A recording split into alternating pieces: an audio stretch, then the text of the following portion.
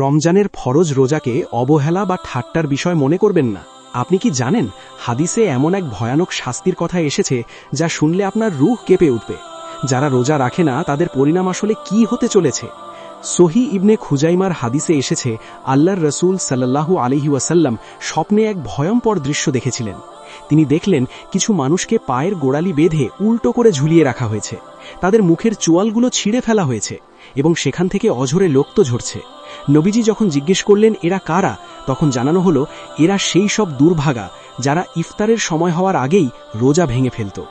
একটু গভীরভাবে চিন্তা করুন, যারা রোজা রেখে সময়ের আগে ভেঙে ফেলেছিল তাদের যদি এই অবস্থা হয়, তবে যারা ইচ্ছাকৃতভাবে রোজাই রাখে না তাদের শাস্তি কতটা ভয়াবহ হবে।